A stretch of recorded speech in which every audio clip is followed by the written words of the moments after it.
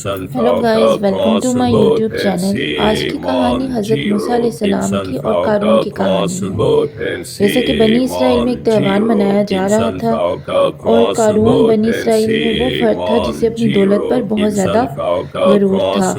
त्यौहार के मौका पर बहुत ही शान और शौकत का मुजाहरा किया जा रहा था और क़ारून अपनी दौलत का दिखावा किए चला जा रहा था। क़ारून हज़रत मूसा अलैहिस्सलाम के चचा का बेटा था, बहुत ही खूबसूरत शक्ल रखने वाला था और उसे हज़रत मूसा अलैहिस्सलाम ने फरमाया कि तुम मेरी किताब पर अमल करो। अपनी कौम से भी यही कहा कि आप सभी मेरी किताब पर अमल पैरा हों। जिस पर उनकी जो कौम थी उसने कहा कि हम तो इस दीन को नहीं छोड़ेंगे। और फिर हज़रत जिब्राईल अलैहिस्सलाम नाज़िल हुए और उन्होंने कहा कि तुमने जो घास बताई थी बछड़े को रखकर इसे जला डालो, तब तुम पर आने वाला अजाब ख़त्म हो जाएगा। लेकिन हज़रत मूसा अलैहिस्सलाम की कौम ने इस बात पे भी अमल नहीं किया। फिर हज़रत यूशा अलैहिस्सलाम को जो ख़त लिखा था हज़रत मूसा अलैहिस्सलाम ने, वो ख़त भी अपनी कौम को पढ़कर सुनाया और अपनी किताब का दर्स भी दिया, लेकिन किसी ने उनकी किताब के दर्स पर अमल नहीं किया। हज़रत मूसा अलैहिस्सलाम अपनी कौम से बार बार नसीहत करते रहे, लेकिन उनकी कौम उनकी नसीहत को सुनने की बजाय उन्हें खुदा मानना शुरू हो गई और पूजना शुरू हो गई। बस यहाँ हज़रत मूसा अलैहिस्सलाम अपनी कौम को फिर दोबारा नसीहत करते रहे। फिर अल्लाह ताला ने क़ारून को इतनी दौलत दी थी कि क़ारून ने हज़रत मूसा अलैहिस्सलाम की कौम को गुलाम बनाना का तसव्वुर शुरू कर दिया, जिस पर क़ारून की मिसाल फ़िरौन जैसी हो गई, क्योंकि फ़िरौन ने भी इसी तरह अपनी कौम को अज़ियतें देना शुरू कर दी थी।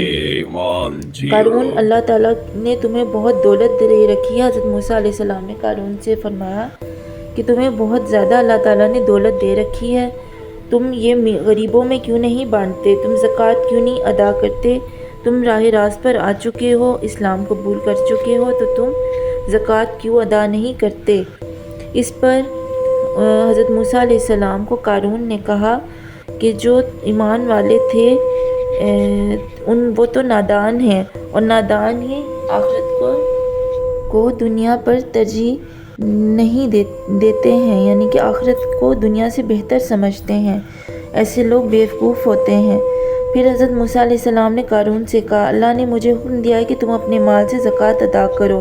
पहले तो क़ारून हज़रत मूसा अलैहिस्सलाम के सामने ज़कात अदा करने पर मान गया, लेकिन बाद में अपने माल में हज़ारों हिस्सा ज़कात अदा करने की बजाय उसने हिसाब लगाया तो उसको अंदाज़ा हुआ कि अगर मैं इतनी ज़कात दूंगा तो ये ना हो कि मेरा माल घट जाए, कम हो जाए।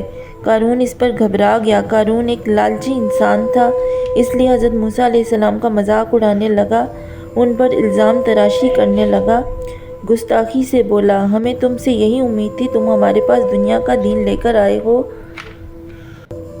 तो उस पर हुक्म दिया गया कि हमने फ़ौरन मान लिया, इसकी अताअत की तेरे अंदर जुर्रत पैदा होगी। यानी कि क़ारून इतना सरकश हो गया, बागी हो गया कि हज़रत मूसा अलैहिस्सलाम की नसीहत को कबूल करने की बजाय उसने हज़रत मूसा अलैहिस्सलाम पर ही इल्ज़ाम तराशी शुरू कर दी और वो हज़रत मूसा अलैहिस्सलाम से लड़ता और झगड़ता रहा।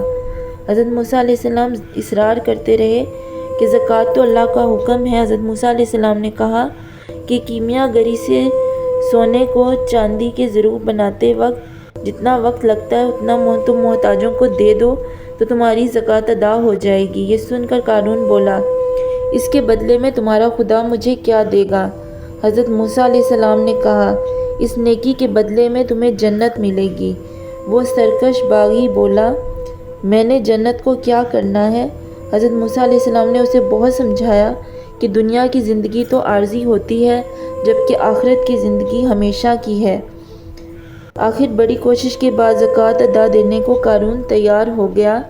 क़ारून घर की तरफ चला आ रहा था कि रास्ते में उसे ख़याल ने परेशान कर दिया कि फ़कीर मेरा सारा माल ले जाएंगे, मेरी कमाई तो लुट जाएगी। इस कंजूसी का दौरा उसे पड़ा और उसने इरादा किया कि वो किसी गरीब को एक पैसा भी नहीं देगा। हज़रत मूसा अलैहिस्सलाम की नसीहत तो उसे याद आती रही, लेकिन शैतान उस पर गलबा पा चुका था और वो चाहते हुए भी ज़कात देने को तैयार नहीं हो रहा था। اس فتنے میں، دولت کے فتنے میں نہ صرف قارون مبتلا ہوا بلکہ اس کو ماننے والے بھی اس فتنہ میں مبتلا ہو گئے، اور حضرت موسیٰ علیہ السلام قارون کی اصلاح سے بھی مایوس ہو چکے، کیونکہ انہوں نے بہت زیادہ کوشش کی تھی کہ قارون کو سمجھائیں، حتیٰ کہ ایک کشتی پر جب وہ سوار تھے تب بھی وہ حضرت موسیٰ علیہ السلام قارون پر رحمت کی دعا کرتے رہے، لیکن قارون گستاخی پہ گستاخی کرتا رہا۔ تب حضرت موسیٰ علیہ السلام نے اللہ تعالیٰ سے دعا کی، اے اللہ تو قارون پر اپنا غضب نازل فرما دے۔ حضرت موسیٰ علیہ السلام نے اللہ کے حکم سے اپنا عصا زمین پر مارنا شروع کیا۔ جب وہ زمین پر اترے تھے، حضرت موسیٰ علیہ السلام نے اپنا عصا زمین پر مارا اور کہا، اے زمین تو اسے پکڑ لے۔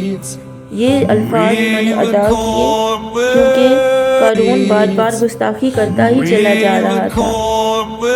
حضرت موسیٰ علیہ السلام کا حکم سنتے ہی کشتی زمین تک آن پہنچی اور زمین نے تخت سمیت ان کو، تمام ساتھیوں کو ٹخنوں سمیت زمین کے اندر دھنسانا شروع کر دیا۔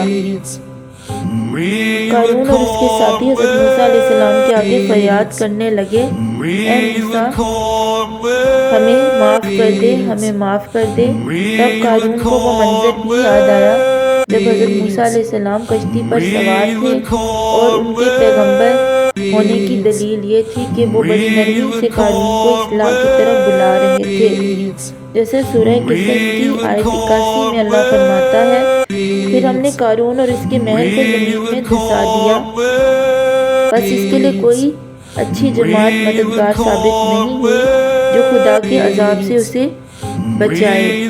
بس کشتی میں یہ دونوں سوار تھے اور حضرت موسیٰ علیہ السلام اسے نصیحت کرتے رہے تھے، لیکن قارون اس نصیحت کو قبول کرنے کو تیار نہیں ہو رہا تھا۔ شاید وہ نصیحت قبول بھی کر لیتا، لیکن اس نے اپنی آنکھوں پر ہاتھ رکھ لیے اور اس کا دماغ پر اللہ تعالیٰ نے مہر لگا دی۔ یعنی جب کوئی نصیحت کو قبول نہیں کرتا تو خدا تعالیٰ بھی اس کے دل و دماغ پر مہر سخت کر دیتا ہے، جیسے کہ اللہ تعالیٰ قرآن مجید میں فرماتا ہے، جس کا مفہوم یہ ہے کہ جب ان پر ہدایت پہنچتی ہے تو وہ اسے قبول نہیں کرتے۔ بس اس واقعے کا بھی یہی مفہوم ہے کہ اتنا سمجھانے کے باوجود بھی، اتنی ہدایت کے باوجود بھی قارون اور اس کی قوم نے ہدایت قبول نہ کی۔ بس حضرت موسیٰ علیہ السلام نے زمین پر پھر عصا مارا اور اس کو حکم دیا کہ اے زمین ان زانوں تک دبا لے، یعنی کہ ان کو گھٹنوں تک دبا لے۔ بس زمین پھٹی، اس زمین سے پانی بہنا شروع ہو گیا، پانی طوفان کی شکل اختیار کر گیا، اور جو نیک لوگ تھے وہ تو حضرت موسیٰ علیہ السلام کے ساتھ بچ کر آ گئے، جو چند ہی لوگ تھے، لیکن پوری کی پوری قوم کندھوں تک زمین میں دھس گئی۔ یہ دیکھ کر قارون رونے اور بلبلانے لگا، اس کے رشتہ دار بھی حضرت موسیٰ علیہ السلام کی منتیں کرنے لگے، مگر آپ نے ان کی ایک نہ سنی۔ حضرت موسیٰ علیہ السلام نے پھر ایک بار زمین کو کہا، ان کو گردن تک دبا لے۔ زمین نے ان سب کو گردن تک دبا لیا۔ اب قارون نے کہا، اے موسیٰ تمہیں ہماری دولت کا لالچ ہے۔ مرتے مرتے بھی قارون نے ہدایت قبول نہ کی، بلکہ حضرت موسیٰ علیہ السلام سے تکرار کرنے لگا اور کہنے لگا، اے موسیٰ تمہیں ہماری دولت کا لالچ ہے۔ جب اس نے اتنا کہا تو حضرت جبرائیل علیہ السلام نازل ہوئے اور انہوں نے تمام خزانہ اس کے سامنے لا رکھا۔ اس وقت حضرت موسیٰ علیہ السلام نے کہا، اے قارون اپنا مال بھی لے لو۔ پھر آپ نے زمین سے کہا، اے زمین قارون اور اس کا سارا خزانہ دبا لے۔ زمین نے فوراً قارون اور اس کے تمام خزانے کو دبا لیا، اب کچھ باقی نہ رہا، قارون کو اس کی گناہ کی سزا مل گئی۔ تو یہ تھی آج کی کہانی بھی نہیں بلکہ یہ ایک نبی علیہ السلام کا قصہ ہے۔ امید ہے آپ کو یہ اچھا لگا ہوگا، تو ویڈیو کو لائک شیئر کرنا مت بھولیے گا۔ چینل پر نئے ہیں تو سبسکرائب کر کے بیل آئیکن پریس کر دیجیے گا، اس طرح میری آئندہ آنے والی ویڈیو کی نوٹیفیکیشن آپ کو وقت پر مل جائے گی۔ بہت شکریہ۔